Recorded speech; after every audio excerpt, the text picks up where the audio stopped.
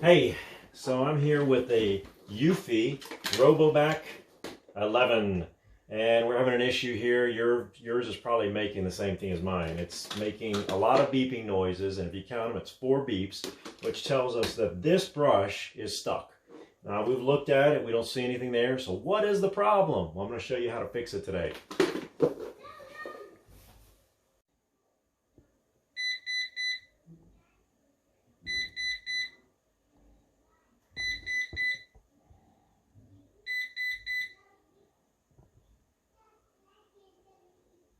Alright, so you heard the beeping noise. Hopefully that's the same problem you're having. I ended up having to open this one about 3 times, trying different things. First I just thought it was a normal clog, then I thought maybe there was just a lot of dust built up in there, and then I thought, okay, maybe it was just the vacuum was stuck.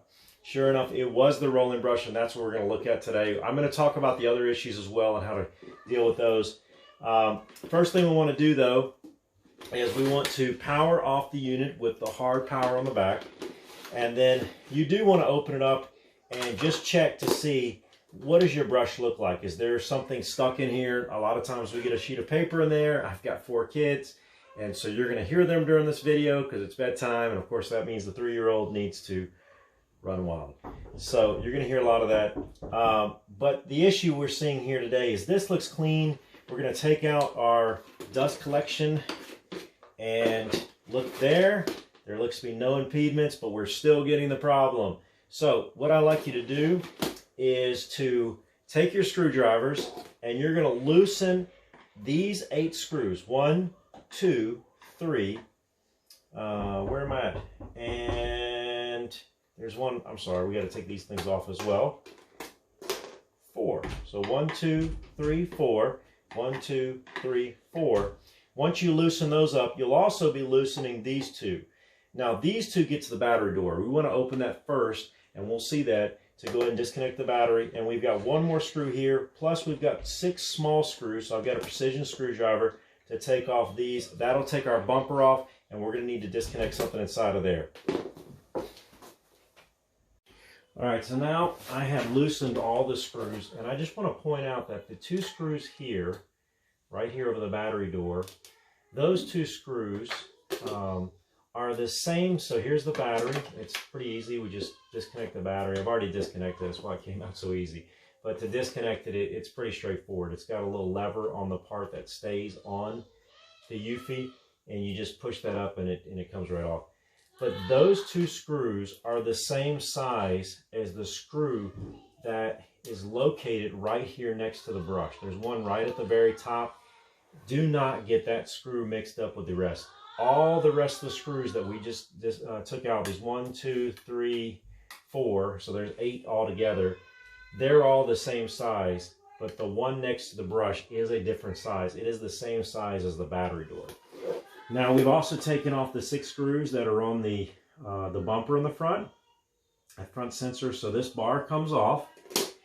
And then once we lift this up, you'll notice there is a connection to the bumper right here on the front, and all we do is simply disconnect that, and then we can take off the bumper. And now the 8 screws, I'm going to dump it over, and all of them have fallen out. And so now to get to the motherboard, we just basically simply lift up. You might get a little snagged on this side. That's normal. You just kind of work it, and because there are some stickers that are on the side, and I think that's what snags it, and then bang, you've got, you might have some more screws to loosen up. But now we have the motherboard here, and we have absolute access. Okay, so now we've taken off the cover, and we have access to the motherboard. Now there's 2 things we can do here. One is we can actually try to make sure this part is clean. This is what creates the vacuum. This is a blower inside here. It's a very small blower, kind of like a little turbine engine, and very compressed. And so it sucks in air here, and I was having very little suction on my vacuum. So what I did is I removed these 3 motherboard screws here. That gives me just enough ability to raise up the motherboard, and then I can remove the blower that sucks in to create that vacuum suction. There's 1, 2, and the third screw is the one that's hard to get to because it's actually right underneath the motherboard. The other way you could do it is if you just want to take your air compressor, you could just blow air in here and also blow it through the exhaust here and probably knock out anything that's in there. It's pretty simple what's going in there. I just want to make sure nothing was clogged, so I took it all apart.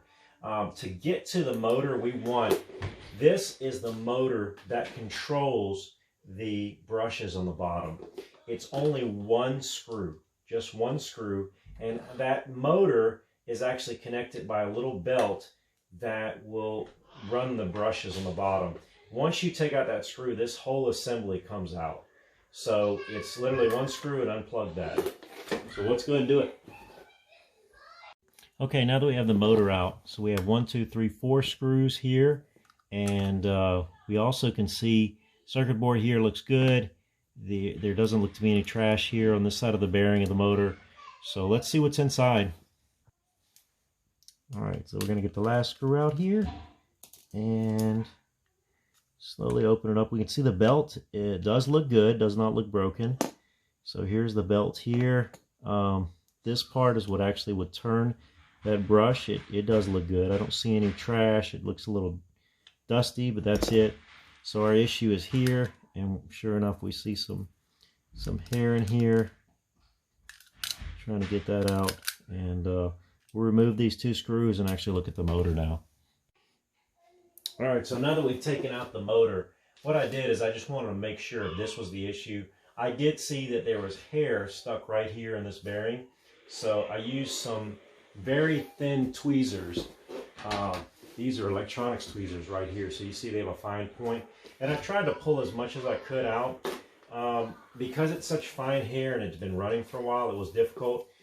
So what I did is actually use this little mini blowtorch lighter here.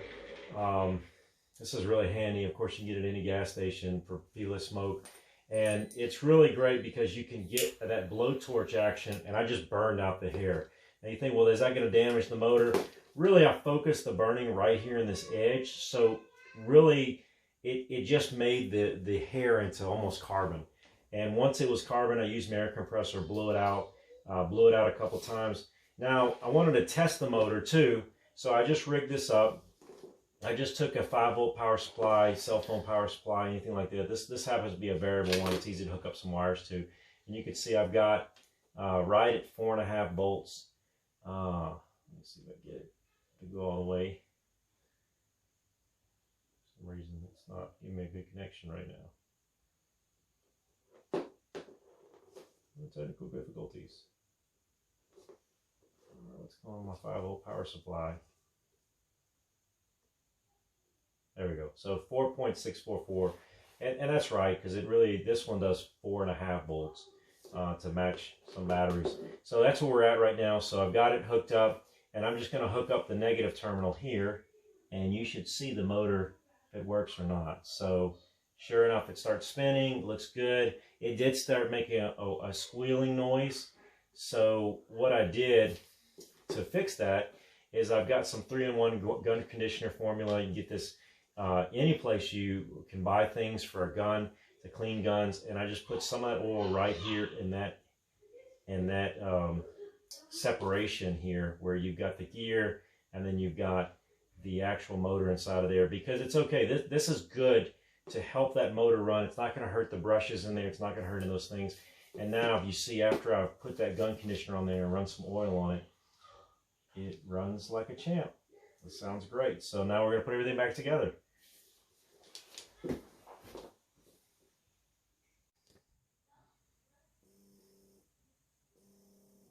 Just a close-up here of that motor running. It was a little hard to see in the last video. And you might be able to hear it as well. So I'm actually disconnecting and reconnecting. That's why it's stopping and going.